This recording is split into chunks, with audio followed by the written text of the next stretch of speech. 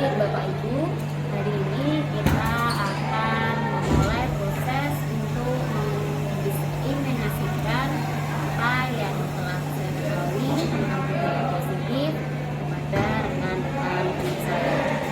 Mari kita bersama-sama menuju ruangannya dan kita berbagi pengetahuan juga pengalaman yang telah saya dapatkan dalam program guru penggerak ini. Mari ikuti saya.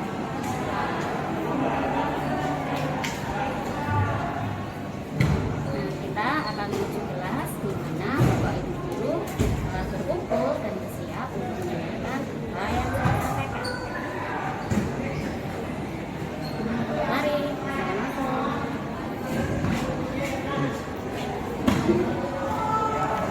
Baik, selamat sore Bapak Ibu.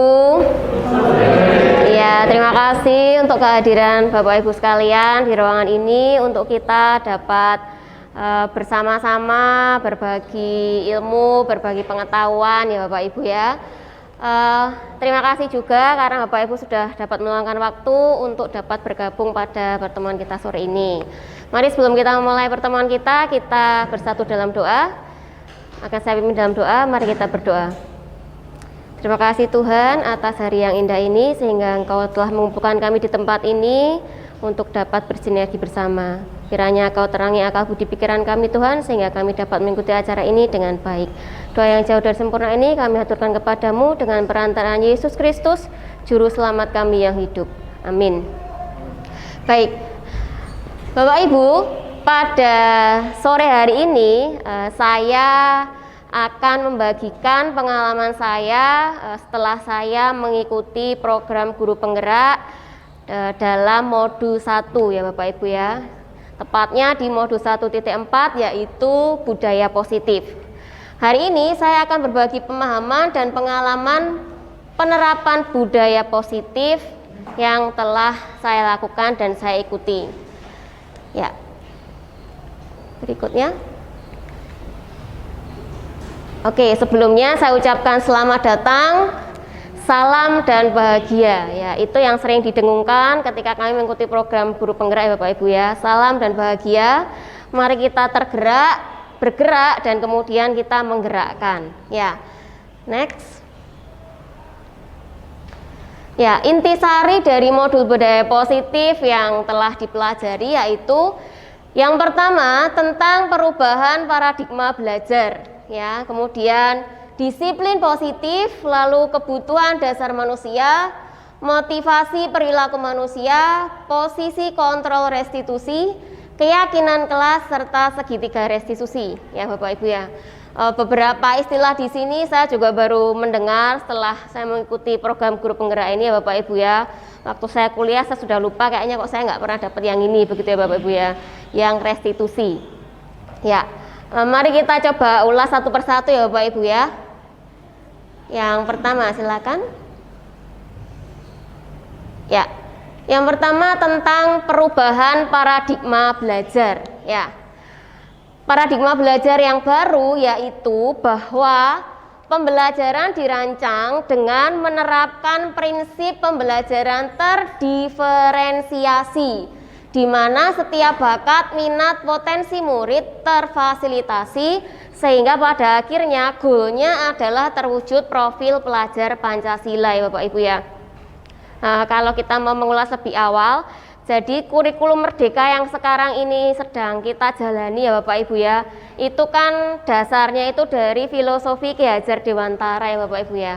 Jadi kita kembali lagi ke Ki Hajar Dewantara di mana pendidikan itu harus berpihak kepada anak ya Bapak Ibu ya. Jadi beliau mengistilahkan bahwa kita itu harus menghamba kepada anak.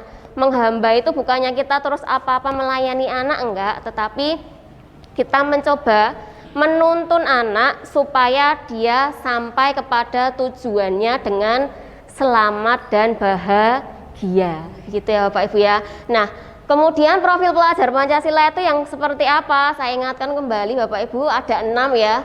Ini yang sedang digodok oleh Bu Nana dan juga Bu Delia ya dalam program proyek Pancasila ya Bapak Ibu ya. Ada 6 ini profil pelajar Pancasila, ada beriman, bertakwa kepada Tuhan Yang Maha Esa, dan berakhlak mulia, kemudian berkebinekaan global, bergotong royong, kreatif, bernalar kritis, serta mandiri. Ya, berikutnya. Kemudian berikutnya adalah disiplin positif. Nah, disiplin positif itu seperti apa? Kita mulai dari istilah disiplin ini Bapak Ibu ya.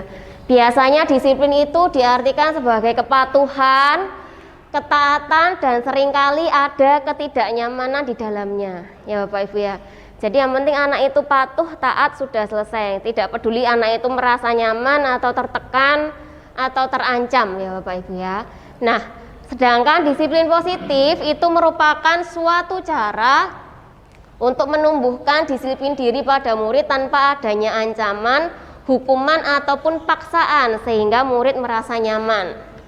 Nah, sebagai guru, selayaknya kita menciptakan murid yang memiliki disiplin diri dan berperilaku dengan mengacu pada nilai-nilai kebajikan universal serta memiliki motivasi intrinsik. Jadi dia itu disiplin bukan karena ada ancaman, ada ketakutan, tapi dia punya kesadaran diri. Begitu ya Bapak Ibu ya. Ya, berikutnya. Kemudian dalam modul ini juga membahas tentang kebutuhan dasar manusia. Ya, kebutuhan dasar manusia. Ya, kita sadari atau tidak, kita sebagai manusia biasa, kita punya kebutuhan dasar ini ya Bapak Ibu ya. Begitu Budian? Iya, kita punya kebutuhan untuk bertahan hidup ya. Kita punya kebutuhan untuk kasih sayang dan rasa diterima, betul ya Pak Dion ya? Iya. Ya, kalau mungkin Pak Victor mungkin yang paling butuh ini ya Pak Victor ya. Butuh kasih sayang dan rasa diterima ya Pak Victor ya. Kemudian kita juga butuh penguasaan ya Bapak Ibu ya. Kita butuh penguasaan, apalagi bapak-bapak yang cowok-cowok ini ya. Iya, betul Pak Dion? Oh, pengendalian diri ya. Kemudian kita juga membutuhkan kebebasan ya, bebas berekspresi ya, dan kebebasan yang lain ya Pak Esron ya. Iya. Kemudian kita juga butuh kesenangan ini ya. Ini yang paling ini ya Bu Dia ya. Iya, kita butuh kesenangan. Ini kebutuhan dasar manusia 5 ini ya. Nah, lalu apa kaitannya dengan nanti budaya positif yang akan kita bahas? Nah, kita akan menjadikan kebutuhan-kebutuhan dasar manusia ini supaya mendorong murid kita itu untuk tumbuh budaya positifnya. Nah, lanjut Bu Tasya. Ya, kemudian berikutnya dibahas juga tentang motivasi perilaku manusia. Nah, yang pertama, menghindari ketidaknyamanan dan hukuman. Jadi biasanya anak-anak itu bersikap disiplin ya, karena dia punya motivasi tertentu ya. Yang pertama yaitu menghindari ketidaknyamanan dan hukuman. Daripada aku dihukum ya sudahlah, mending aku taat ya.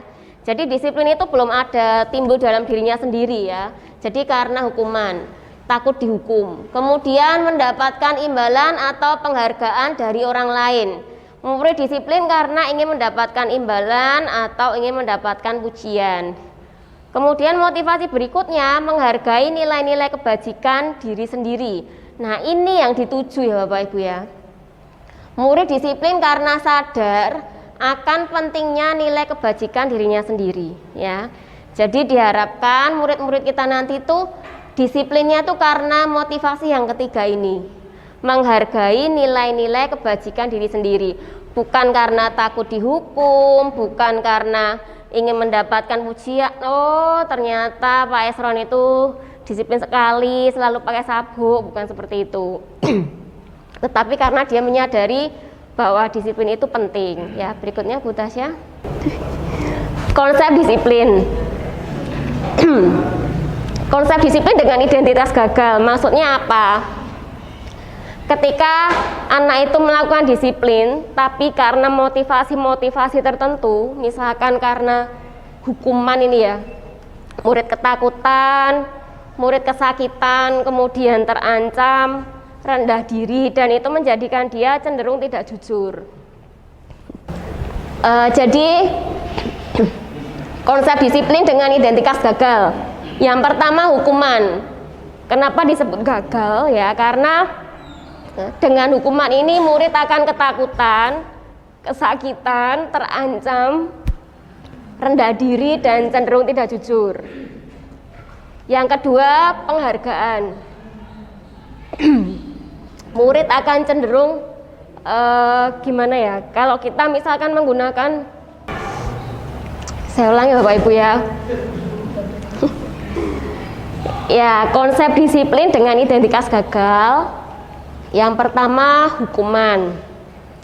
Dengan hukuman ini, murid akan ketakutan, kesakitan, terancam, rendah diri dan cenderung tidak jujur. Kemudian, disiplin karena penghargaan. Ya, dia disiplin kemudian dia dikasih hadiah. Itu akan merusak hubungan. Terutama hubungan murid dengan murid lain, dia akan iri, loh kok dia dikasih hadiah kok aku enggak, seperti itu. Kemudian misalkan kita juga menggunakan sistem ranking ya, itu juga merusak hubungan. Yang berikutnya, konsep disiplin dengan identitas sukses, yaitu meliputi konsekuensi. Konsekuensi ini penguatan jangka pendek ya, kemudian perlu monitoring berkelanjutan, stimulus respon, murid menghormati pengaturan. Lalu yang terakhir, restitusi, yaitu fokus pada pemecahan masalah jangka panjang, murid menghormati diri dan orang lain, serta murid memegang kontrol diri.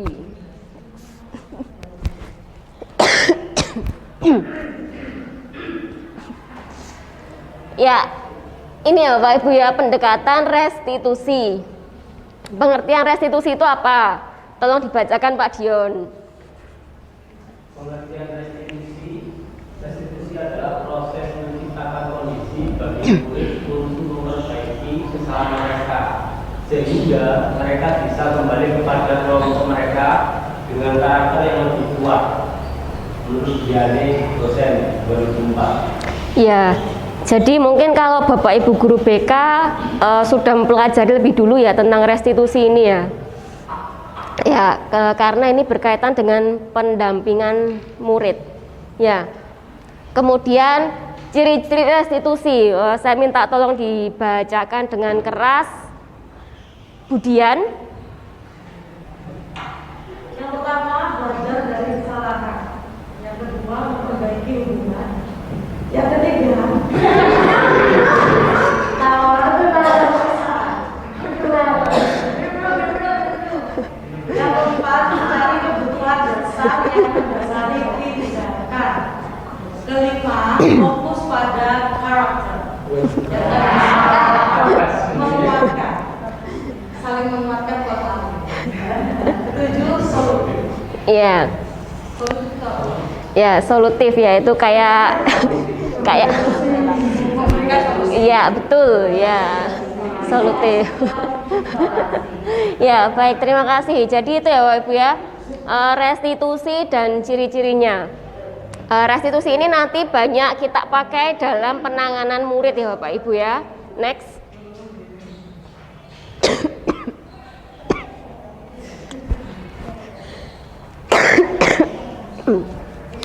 Contoh, kasusnya adalah murid tidak mengenakan sabuk. Ini biasanya Pak Esron ini. Ya, tolong dibacakan Pak Esron yang keras sekali ya Pak Esron.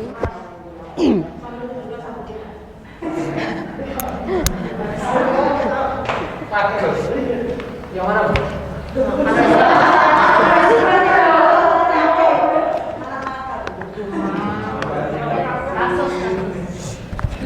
Contoh kasus murid tidak mengenakan sabuk.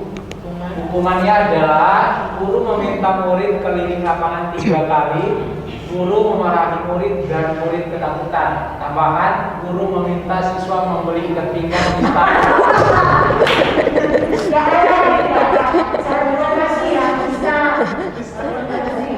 Konsekuensinya, guru memberikan konsekuensi untuk menggunakan tali rafia atau beli ikat pinggang di koperasi sekolah. guru tegas dan murid menghormati peraturan.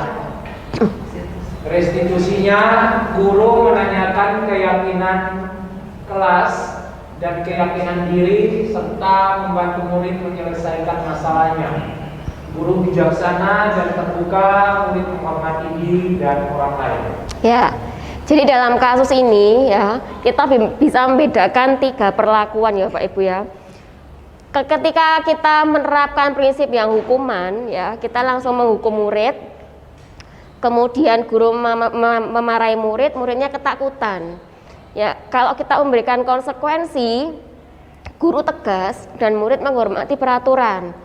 Tetapi ketika kita menerapkan restitusi, ya guru ini akan lebih bijaksana dan terbuka, serta murid itu akan menghormati diri dan orang lain. Kenapa?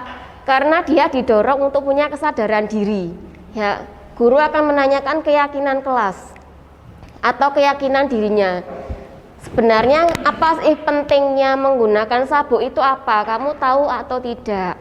Tentunya menggunakan sabuk itu untuk kerapian ya. Ketika murid tahu, menyadari pentingnya menggunakan sabuk, maka guru akan menuntun murid itu untuk pertemuan berikutnya, untuk hari berikutnya dia akan selalu memakai sabuk lagi. Begitu, karena dia sudah tahu pentingnya menggunakan sabuk itu adalah untuk kerapian ya. Dia akan menghormati dirinya supaya dia lebih rapi, juga menghormati orang lain. Next. Ya, sebagai seorang guru, kita punya 5 posisi kontrol dalam restitusi. Yang pertama adalah penghukum. Ya, penghukum. Penghukum itu seperti apa? Ya, penghukum, kemudian pembuat rasa bersalah, teman, pemantau, manajer. Penghukum itu ketika murid salah ya sudah, kita langsung beri dia hukuman. Itu penghukum. Kalau pembuat rasa bersalah itu misalkan Bu Nani ya sama Pak Esron. Esron, saya sudah membilangi kamu berapa kali, sehingga Pak Esron ini ngenes gitu ya, merasa bersalah gitu ya, karena tidak ngereken Bu Nani gitu. Kemudian sebagai teman ya, sebagai teman itu bagaimana? Sebagai teman itu lebih mengakrabkan gitu ya Bapak Ibu ya. Kemudian kalau sebagai pemantau, ya sebagai pemantau itu bagaimana? Kita nanti sebagai pemantau itu adalah kita sebagai pemantau itu sebagai pemantau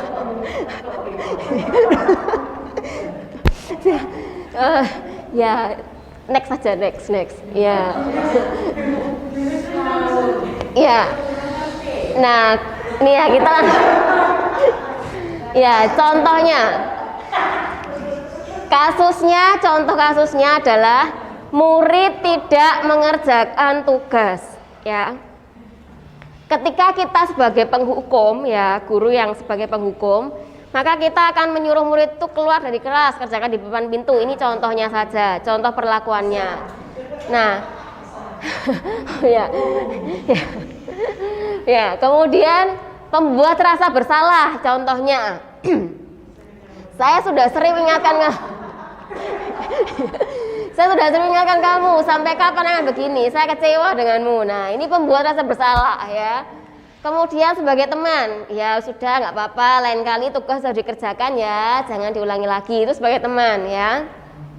Kemudian sebagai pemantau, kamu melanggar aturan, kamu sudah tahu konsekuensinya ya, terus dia melakukan konsekuensinya, itu pemantau.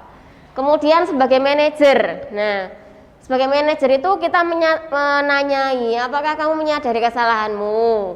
Kalau sudah sadar, bagaimana kamu akan memperbaiki kesalahanmu? Nah, diharapkan kita sebagai seorang guru, kita memposisikan diri di sini Bapak Ibu ya, sebagai seorang manajer. Nah, mungkin ada yang mau curhat dulu. Selama ini Bapak Ibu sudah ada di posisi kontrol yang mana ya? Saya pengen dengar ceritanya Bu Esra. Iya, Bu Esra selama ini ada di posisi kontrol yang mana Bu Esra? Oh, Oh iya. Oh. Oh iya iya iya. Oh tidak. kan kita belajar ya, kita kan belajar ya. Nah, apa jadi waktu saya belajar tentang posisi kontrol ini saya juga menyadari saya belum di sini ya. Saya belum di sini, tapi saya lebih sering di sini dan di sini ya. Ya. Ya, saya lebih sering ini pembuat rasa bersalah. Ngomongnya sedikit tapi nyelekit gitu ya.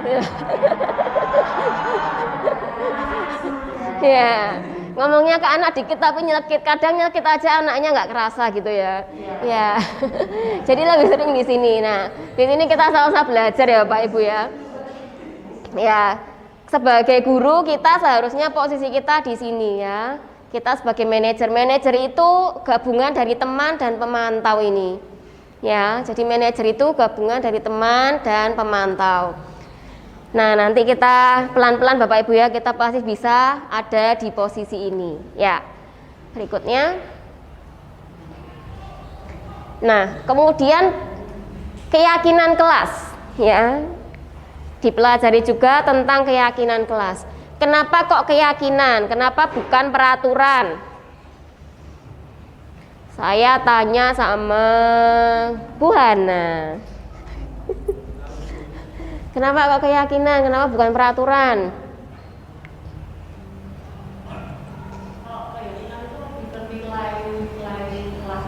Iya, betul ya. Kalau keyakinan itu kan mereka sadar gitu ya, sadar dan meyakini. Kalau peraturan itu kan mereka tahu jadi ada peraturan mereka ikuti. Tapi kalau keyakinan itu muncul dari diri mereka sendiri, begitu ya. Nah, kemudian contohnya ini. Mengapa ada peraturan harus mengenakan masker, Bu Merti?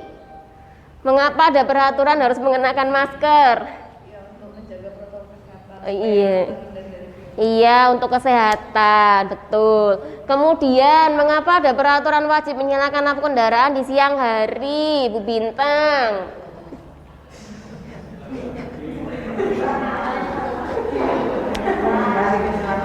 Iya, mengapa ada peraturan wajib menyalakan lampu kendaraan di siang hari? Udah bolak-balik naik sepeda motor enggak lo ya, Bu?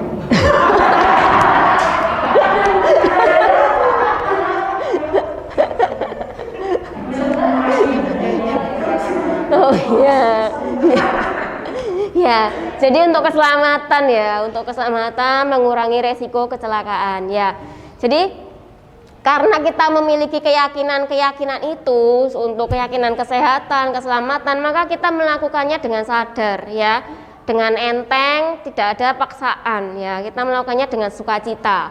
Nah, nanti diharapkan ketika anak-anak ini nanti memiliki disiplin positif, budaya positif itu juga dengan kesadaran. Begitu ya Pak Ibu ya. Nah, berikutnya. Nah, nantinya diharapkan kita semua ya, mungkin nggak secara langsung tapi pelan-pelan atau mungkin nanti diprogramkan di semester berikutnya, di setiap kelas kita itu membuat keyakinan kelas ya. Karena saya mengajarnya di kelasnya Bu Merti, jadi saya mempraktekannya di kelasnya Bu Merti ya. Jadi membuat keyakinan kelas atau kesepakatan kelas ya. Kelas itu punya kesepakatan apa, punya keyakinan apa? Oh, kelasku ini kalau pelajaran tuh ya harus saling menghargai. Kalau temennya ngomong, temen yang lain yang mendengarkan. Nah, keyakinan-keyakinan seperti itu. Kemudian kalau mau kamar mandi ya izin. Ya, kalau mau bertanya ya angkat tangan. Nah, keyakinan-keyakinan seperti itu anak-anak membuat sendiri. Jadi mereka pengen kelasnya itu seperti apa, mereka tuliskan. Aku mau kelasku seperti ini, keyakinannya apa yang dipegang oleh kelas itu. Nah, itu yang dipraktekkan sehingga ketika mereka tidak melakukan keyakinannya, ya kita akan mudah melakukan restitusi. Karena dalam restitusi itu nanti ada prosesnya. Nah, prosesnya nanti berikutnya Bapak Ibu ya. Nah, jadi ini mereka membuat keyakinan ini, berdiskusi dalam kelompok, kelasku mau seperti apa.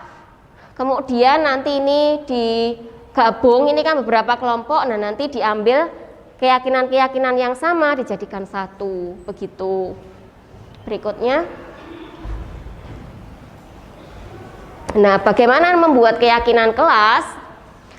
Keyakinan kelas itu dibuat dalam kata yang positif, kemudian disesuaikan dengan kondisi kelas supaya mudah diterapkan, lalu poin-poinnya tidak perlu terlalu banyak supaya mudah diingat, ya. Kemudian melibatkan seluruh anggota kelas saat pembuatan, ya. Jadi setiap anak itu mengutarakan keinginannya apa, kelasnya mau dibuat seperti apa, begitu. Berikutnya. Ya, ini segitiga restitusi. Jadi ketika kita melakukan restitusi, ya Bapak Ibu ya, kita melakukan 3 proses ini. Yang pertama menstabilkan identitas, ya artinya kita semua akan melakukan hal terbaik yang bisa kita lakukan. Jadi ketika murid melakukan pelanggaran, ya misalkan tadi yang sabuk. Nah nanti akan ditanya alasannya apa kok nggak pakai sabuk, ya alasannya apa. Harusnya kan sebagai murid yang baik kamu tuh harusnya selalu memakai sabuk setiap hari. Nah kemudian validasi tindakan yang salah, ya validasi tindakan yang salah. Kamu tahu nggak kesalahanmu apa? Nah seperti itu. Kemudian alasannya apa. Lalu menanyakan keyakinan. Nah keyakinan ini berhubungan dengan keyakinannya. Kamu kenapa sekolah meminta kamu untuk memakai sabuk, keyakinannya apa? Yaitu untuk kerapian tadi. Nah, langkah-langkah dalam segitiga restitusi ini dapat diterapkan ketika menangani permasalahan-permasalahan murid, ya Bapak Ibu ya, ketika melakukan kesalahan-kesalahan atau pelanggaran-pelanggaran, sehingga kita tidak langsung menghukum, menghakimi, tetapi kita melakukan proses segitiga restitusi ini, begitu. Berikutnya, ya ini contoh penerapan segitiga restitusi. Oh baik ya, silakan. Nanti cuci tangan dulu ya. Halo tapi Mas ya, kok nggak pakai sabuk ya nak ya? Oh sabuknya rusak, baik sebentar cuci tangan dulu, cek suhu lalu bersih ya. Mari ya.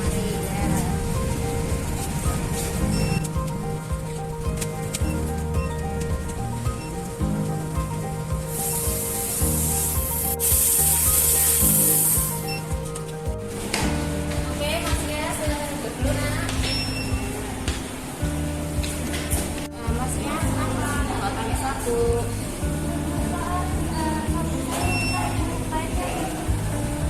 Oh, sabunnya rusak, kayaknya gitu. Oh, tahunya barusan atau kemarin? Oh, baru kemarin. Lalu?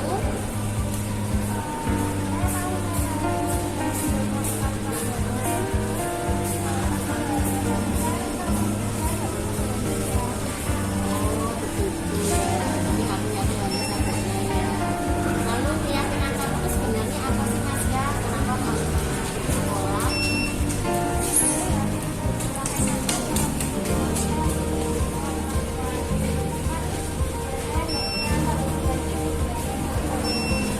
Oh begitu.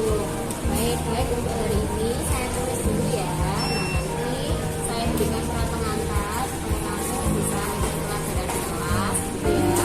Lalu besok Bunda minta tolong supaya kamu sering pakai sabuk ya Mas ya. Oke, saya tuliskan ya.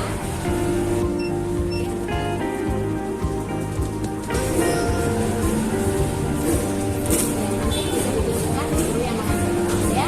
Oke, terima kasih ya.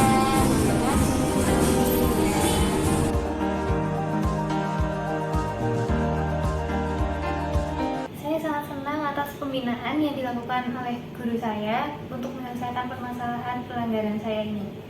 Saya tidak merasa takut karena guru saya menegur saya dengan ketulusan hati dan juga humanis. Di sini saya sangat termotivasi untuk tidak mengulangi kesalahan yang sama di kemudian hari. Penyelesaian-penyelesaian inilah yang sangat dibutuhkan oleh para murid karena guru-guru sangat berpihak pada murid dan sangat humanis. Terima kasih. Sekali lagi Bu Lucy ingatkan kesepakatan di kelas kita saat Bu Lucy menerangkan, kalian mendengarkan ya, nggak boleh malas-malasan, nggak boleh ngantuk-ngantukan ya. Ya halo, ini kok Kevin ini tidur-tiduran ini gimana ini? Halo, Vin? Halo Vin, loh kok tidur nih gimana sih Vin? Capek, habis ngapain nak? Tidur jam 12 nih. Tidur jam 12? Kenapa kok tidur jam 12? Sama belajar. Oh, tugas sama belajar ya. Diperhatikan dulu yuk, diperhatikan ya, diperhatikan dulu. Supaya si Kevin ini nggak ngantuk, kita mau SBB sebentar yuk. Ya.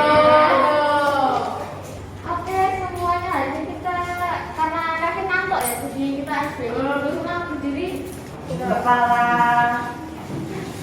pundak,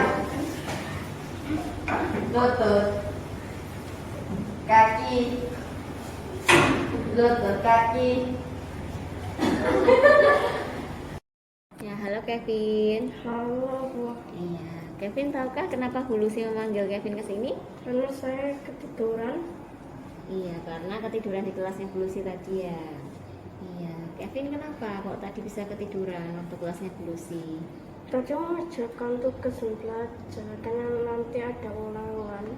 Oh, tadi malam mengerjakan tugas dan belajar sampai malam. Iya, Oh, gitu. Jadinya sekarang mengantuk. iya.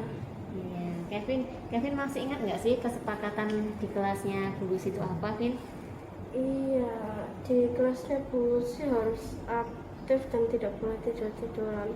Iya, kita kan sudah bersepakat bahwa kita harus aktif ya, dan di kelas nggak boleh tidur-tiduran ya, Vin ya. Oke, jadi kamu tadi ketiduran di kelas ya, Vin ya. Iya, Iya, terus kamu sadar nggak, Kevin, kalau kamu telah melanggar kesepakatan di kelasnya Bu Lucy? iya, saya tahu kalau saya sudah melanggar kesepakatannya di kelas Bu sih. Saya kan janji untuk tidak akan tidur-tidur atau melanggar kesepakatannya di kelasnya Bu Lucy, dan saya akan janji untuk memakai waktu untuk belajar lebih baik. Ya, baik. Jadi Bu Lucy bersyukur kalau kamu menyadari ya bahwa tidak tepat begitu ya untuk ketiduran di kelas. Nah, solusinya kamu bisa mengatur belajarmu itu dengan baik. Jangan belajarnya tuh sistem kesemangan ya. Hari ini ulangan, terus malamnya lembur sampai pagi belajarnya. Dampaknya paginya ngantuk kan waktu di kelas ya, jadinya ketiduran. Gitu ya, Vin ya. Oke, bagus kalau kamu sudah menyadari sehingga besok tidak ngantukan lagi di kelas, tidak tiduran lagi di kelas, begitu ya. Ibu, Ya, jadi Vin, apa keyakinanmu dengan kesepakatan kita bahwa siswa tidak boleh tidur-tiduran di kelas? saya meyakini jika tidur-tiduran di kelas berarti tidak fokus dan perilaku yang tidak benar. Ya, berarti kemudian nanti dampaknya bagaimana? Dampaknya saya tidak tahu pelajarannya yang beritahukan. Ya, betul ya. Jadi keyakinanmu sudah benar ya, Vin ya. Jadi kenapa kita bersepakat seperti itu? Karena memang kalau tiduran di kelas nggak fokus, kemudian kamu tidak mengerti apa yang diajarkan oleh bapak ibu gurumu, begitu ya, Vin ya. Jadi jangan sampai nanti ketiduran lagi di kelas ya, Vin ya. Ya, oke. Ya, oke. Untuk kali ini bisa kamu jadikan pembelajaran supaya tidak terulang lagi di masa yang akan datang. Gitu ya, Vin ya. Oke, terima kasih Kevin. Selamat kembali di kelas. Saya senang dengan cara guru saya menegur saya. Beliau tidak menegur dengan amarah, tetapi menegur dengan kelembutan hati ketika saya ketiduran di kelas. Guru saya memberi motivasi untuk lebih baik lagi dan tidak mengulangi hal yang sama. Terima kasih.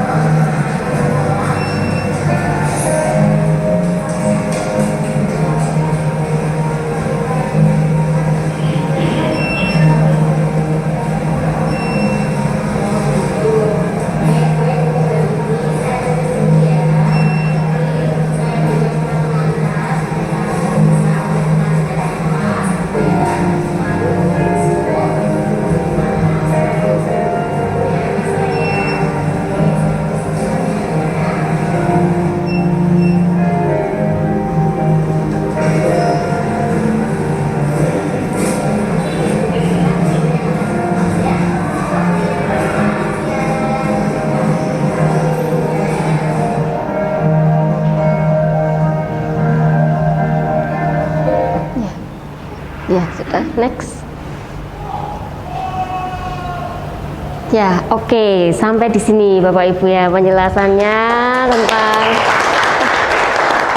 tentang budaya positif. Jadi Bapak Ibu, harapannya kita nanti dapat melakukan hal baik supaya anak-anak itu punya kesadaran bukan karena ketakutan, ancaman atau paksaan, sehingga nantinya disiplin positif ini akan membangun mereka menjadi budaya yang positif. Begitu. Terima kasih. Apakah ada pertanyaan?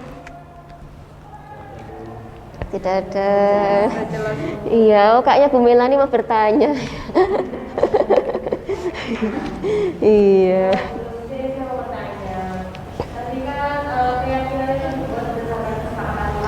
Iya.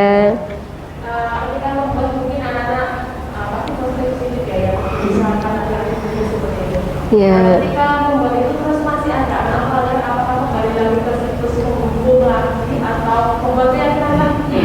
Nanti dilanggar membuat keyakinan lagi itu bagaimana? Iya, ketika dilanggar kita langsung praktekkan restitusinya, Bu Melania.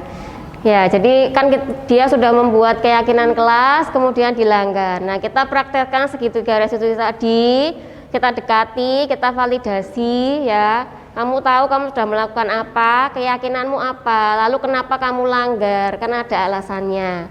Nah, seperti itu. Jadi tidak langsung menghukum, tapi ditanyai, divalidasi dulu, kemudian keyakinannya apa, setelah itu kamu tahu konsekuensinya apa, harus ngapain.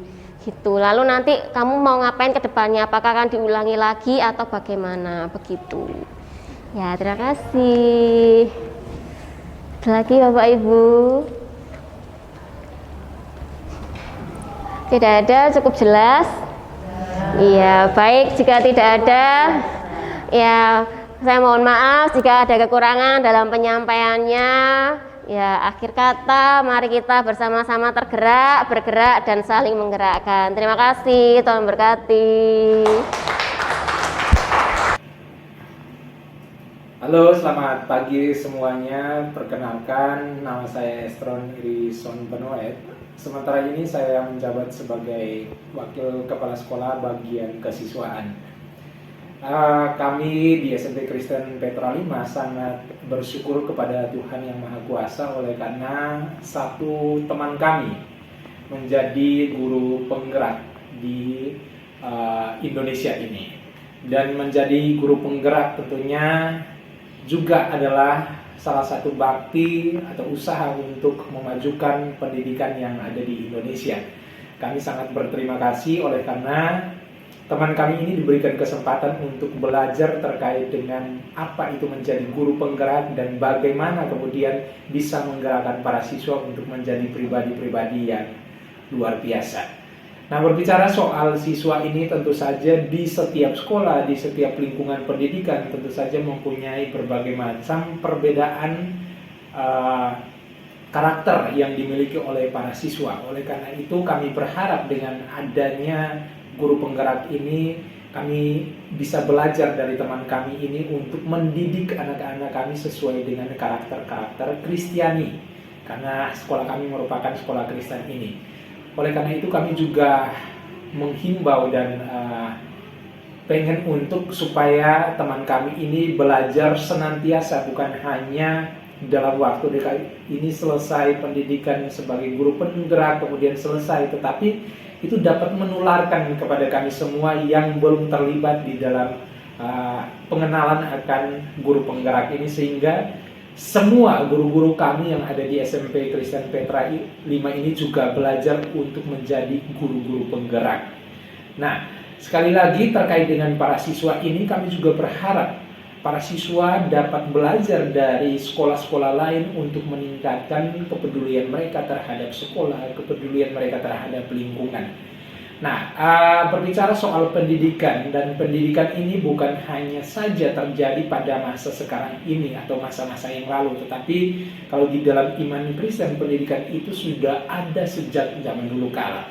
Kita belajar dari misalnya Rasul Paulus, ia memiliki seorang guru yang juga belajar terkait dengan bagaimana harus memimpin sebuah kelompok. Dan di sini kita belajar bahwa ternyata memimpin sebuah kelompok atau sebuah organisasi atau memimpin di lembaga pendidikan ini ternyata butuh skill. Nah, oleh karena itu teman kami ini sementara belajar untuk mengembangkan skill yang ia miliki, sehingga kedepannya skill-skill yang ia miliki itu bisa ditularkan kepada kami. Dan para siswa kami di SMP Kristen Petra 5 ini bisa belajar untuk semakin menjadi pribadi-pribadi yang luar biasa. Teman-teman yang dikasihi oleh Tuhan, bicara soal pendidikan juga sebenarnya kita bicara soal bagaimana mengembangkan prestasi, bagaimana mengembangkan karya pelayanan yang kita lakukan. Menjadi guru penggerak berarti menggerakkan bukan hanya siswa tetapi juga gurunya untuk menuju kepada pendidikan yang lebih baik. Nah, pendidikan yang lebih baik ini tentunya bukan dimunculkan dari sesuatu yang biasa, tetapi memang harus melalui proses yang panjang. Nah, di dalam kita belajar terkait dengan pendidikan ini, kita juga belajar banyak hal. Kita belajar bagaimana untuk memimpin sebuah pendidikan, kita belajar bagaimana memimpin anak-anak kita, bagaimana memimpin guru-guru sebagai teman sebaya, bagaimana kita memimpin diri kita sendiri, dan bagaimana kita belajar untuk menjadi pemimpin yang juga diberkati oleh Tuhan. Bapak, Ibu, dan anak-anak serta teman-teman, kita di sini bisa melihat bahwa teman kami ini setiap harinya belajar banyak hal. Ada kalanya dia juga menyampaikan melalui sharing-sharing yang bisa kami ikuti ketika kami berada di satu ruangan yang sama. Ia menceritakan bagaimana sulitnya menjadi seorang penggerak, dan kemudian ada solusi-solusi yang dia sampaikan. Ternyata menjadi seorang penggerak atau menjadi guru penggerak itu adalah sesuatu yang menyenangkan, yang bisa ia pelajari. Dan ternyata ia meluangkan waktu, meluangkan tenaga, pikiran, dan lain sebagainya untuk menjadi guru penggerak. Ini juga merupakan sebuah kesempatan. Ya, bukan hanya berproses tentang pendidikan, tetapi teman kami ini semakin hari semakin bertumbuh.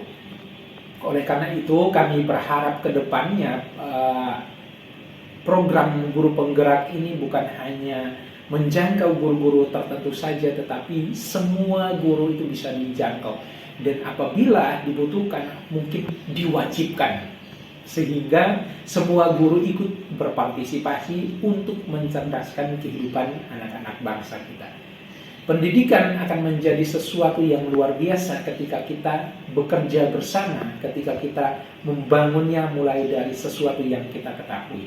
Saya punya skill ini, teman kami punya skill ini, kemudian kita kolaborasikan, kita jadikan satu, maka kemudian akan menjadi sebuah pendidikan yang luar biasa. Harapan kami di SMP Kristen Petra 5 ini, ketika ada satu guru penggerak ini, maka harapan kami adalah semua siswa atau seluruh siswa dapat belajar dari guru penggerak ini untuk mempelajari sesuatu yang lebih kekinian, sesuatu yang lebih modern dari hal-hal sebelumnya. Kita juga tahu bahwa ternyata menjadi guru penggerak bukan hanya memberikan teladan melalui tutur kata yang disampaikan, tetapi juga menjadi teladan di mana ia mengajar. Nah, kami juga sudah belajar banyak hal dari teman kami ini terkait dengan bagaimana cara menjadi pendidik, bagaimana menjadi guru yang mau untuk melihat siswa sebagai seorang sahabat, melihat siswa sebagai seorang teman. Kami juga belajar bagaimana menjadi siswa yang mau melayani. Nah, di situ kami diajarkan untuk melihat siswa sebagai sebuah sarana untuk kami menyalurkan apapun yang kami miliki dalam kehidupan kami ini. Nah, sebagai siswa tentu saja kami bisa melihat dari contoh atau teladan dari teman kami ini untuk memberikan teladan kepada para siswa. Kami belajar banyak hal tentunya, dan kami sekali lagi sangat-sangat berterima kasih kepada teman kami Ibu Lucia Sri Purnami, SPD ini menjadi guru penggerak pertama di SMP Kristen Petra 5, dan kami berharap sekali lagi teman-teman kami yang lain itu bisa mengikuti jejaknya. Jadi kita bukan hanya berhenti di sini, tetapi kita terus melangkah. Dengan tujuan adalah kita mencapai sebuah garis akhir, di mana garis akhir itu adalah menjadikan peserta didik atau anak-anak yang kita bimbing sekarang ini untuk memiliki karakter-karakter Kristus. Belajar bersama, bergotong royong bersama, berakhlak mulia, kemudian kreatif, inovatif, dan lain sebagainya, itu kita harapkan menjadi tujuan bersama ketika adanya sosok guru penggerak yang mau menggerakkan itu untuk mencerdaskan kehidupan para peserta didik. Itu yang mungkin bisa kami sampaikan sebagai salah satu testimoni dari kami. Biarlah ini menjadi bekal dan kami bisa melihat ini sebagai sebuah anugerah untuk kami terus belajar mengikuti jejak selanjutnya. Kami berharap program ini dilakukan secara rutin sehingga teman-teman kami yang lain juga bisa mengikuti apa yang sudah dimulai oleh Ibu Lucy. Sekian dan terima kasih. Saya ucapkan Shalom Elohim untuk kita semua. Tuhan memberkati.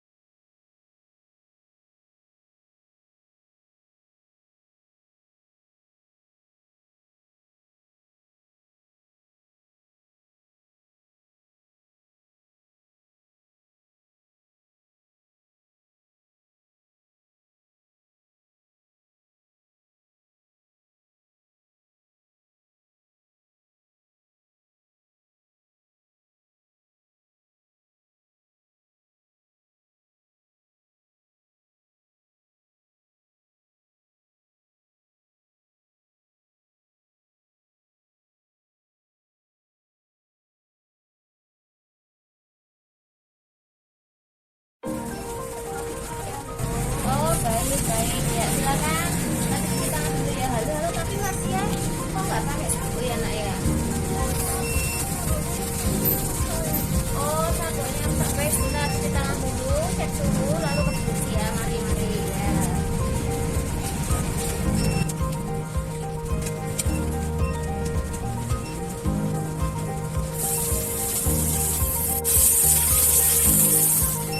Saya sangat senang atas pembinaan yang dilakukan oleh guru saya untuk menyelesaikan permasalahan pelanggaran saya ini. Saya tidak pernah takut karena guru saya menegur saya dengan ketulusan hati dan juga humanis. Di sini saya sangat termotivasi untuk tidak mengulangi kesalahan yang sama di kemudian hari. Penyelesaian-penyelesaian inilah yang sangat dibutuhkan oleh para murid karena guru-guru sangat berpihak pada murid dan sangat humanis. Terima kasih. Kalau di Bu Lucy ingatkan kesepakatan di kelas kita saat Bu Lucy menerangkan, kalian mendengarkan ya, nggak boleh malas-malasan, nggak boleh ngantuk-ngantukan ya. Ya halo, ini kok Kevin ini tiduran ini gimana ini? Halo, Vin. Halo Vin, loh kok tidur ini gimana sih Vin? Capek, habis ngapain nak? Tidur jam 12 mah. Tidur jam 12? Kenapa kok tidur jam 12? Tugas sama belajar. Oh, tugas sama belajar ya. Diperhatikan dulu yuk, diperhatikan ya. Diperhatikan dulu. Supaya si Kevin ini nggak ngantuk, kita mau es breaking sebentar yuk. Oke, semuanya hari ini kita karena Kevin ngantuk ya, jadi kita es breaking dulu. Cuma berdiri. Kepala, pundak, lutut, kaki, lutut, kaki. Ya, halo Kevin. Halo Bu, Iya, Kevin tahukah kenapa Bu Lucy memanggil Kevin ke sini? karena saya ketiduran. Iya, karena ketiduran di kelasnya Bu Lucy tadi ya. Iya, Kevin kenapa kok tadi bisa ketiduran waktu kelasnya Bu Lucy? Tadi mengerjakan tugas belajar, karena nanti ada ulangan. Oh, tadi malam mengerjakan tugas dan belajar sampai malam. Iya, Oh, gitu. Jadinya sekarang mengantuk. iya. Iya, Kevin masih ingat nggak sih kesepakatan di kelasnya Bu Lucy itu apa, Vin? Iya, di kelasnya Bu Lucy harus aktif dan tidak boleh tidur-tiduran.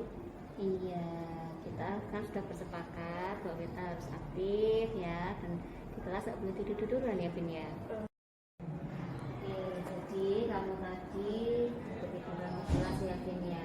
Iya, Iya, terus kamu sadar nggak, Kevin, kalau kamu telah melanggar kesepakatan di kelasnya Bu Lucy? iya, saya tahu kalau saya sudah melanggar kesepakatannya di kelas Bu Lucy. Saya kan janji untuk tidak akan tidur atau melanggar kesepakatannya di kelasnya Bu Lucy, dan saya akan janji untuk memakai waktu untuk belajar lebih baik.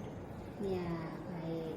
Jadi Bu Lucy bersyukur kalau kamu menyadari ya bahwa tidak tepat begitu ya untuk ketiduran di kelas. Nah, solusinya kamu bisa mengatur belajarmu itu dengan baik. Jangan belajarnya tuh sistem kesenangan ya. Hari ini ulangan, terus malamnya lembur sampai pagi belajarnya. Dampaknya paginya ngantuk kan waktu di kelas ya, jadinya ketiduran. Gitu ya, Vin ya. Oke, bagus kalau kamu sudah menyadari sehingga besok tidak ngantukan lagi di kelas, tidak tiduran lagi di kelas, gitu ya. Ibu, Ya, jadi Vin, apa keyakinanmu dengan kesepakatan kita bahwa siswa tidak boleh tidur-tiduran di kelas? saya meyakini jika tidur-tiduran di kelas berarti tidak fokus dan perilaku yang tidak benar. Ya, berarti kemudian nanti dampaknya bagaimana? Dampaknya saya tidak tahu pelajaran yang diberitahukan. Ya, betul ya. Jadi keyakinanmu sudah benar ya Vin ya. Jadi kenapa kita bersepakat seperti itu? Karena memang kalau tiduran di kelas nggak fokus, kemudian kamu tidak mengerti apa yang diajarkan oleh bapak ibu gurumu, begitu ya Vin ya. Jadi jangan sampai nanti ketiduran lagi di kelas ya Vin ya. Ya, oke. Ya oke, untuk kali ini bisa kamu jadikan pembelajaran supaya tidak terulang lagi di masa yang akan datang. Gitu ya Vin ya. Oke, terima kasih Kevin. Silakan kembali di kelas. Saya senang dengan cara guru saya menegur saya.